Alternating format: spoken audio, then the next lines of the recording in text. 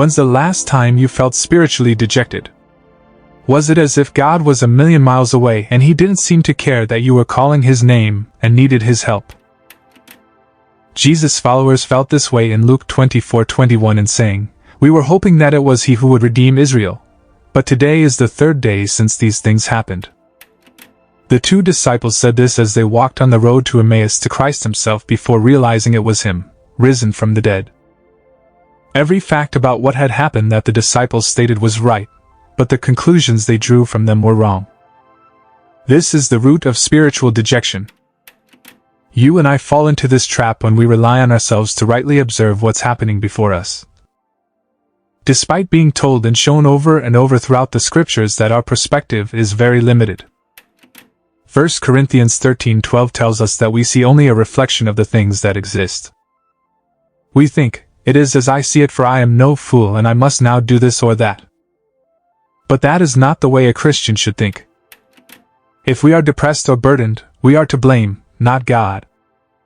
Dejection stems from one of two sources. We've either satisfied a lust or we have not had it satisfied. Either way, we should not have a lust in the first place. Lust is us sitting in our high chair screaming, "I must have it at once." This attitude stems from the prideful idea that we ought to get what we haven't got. Dejection is only the result of this ridiculous sense of entitlement. And so, in light of our entitled attitude, we demand an answer from God, instead of seeking God himself, who gives the answer. Whenever we insist that God should give us an answer to prayer, we are off track. The purpose of prayer is that we get a hold of God, not the answer. If we gave it a bit more time and were patient, we would be able to see that he is in fact the answer we seek, but in our fitful moments, this is almost impossible to realize. Instead, we look for visions from heaven and earth-shaking events to determine if God's power is in our lives. We expect to feel a certain way and see specific things happen, but they don't. We are left feeling completely rejected, as if God's goal was to cause us harm. In this way, we admit that we don't believe God is who he says he is. We proclaim that we know how it should be done and are angered when he doesn't listen to us.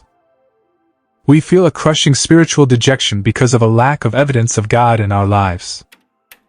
But the entire time, he is destroying our self-sufficiency and teaching us not to rely on our own common sense. His silence is a time of discipline, not of God's displeasure.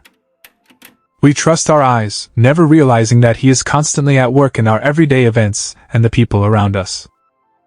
This is what it means to be set apart as a chosen race. God has a special claim on our lives and may break in at any moment. He meets our life when and where it pleases him, which sometimes means silence for us. But we must take what he gives with a surrendered heart. This surrender will push us in the right direction. Giving up our idea of how God is supposed to act will open our minds to watch for him in all the ways he might come in. If we don't watch, we will never see. Very often we see him if only we obey and do the task he has placed closest to us. If we don't, we are standing in another place, wondering why he isn't there. Our vision of service to God will never align with God's.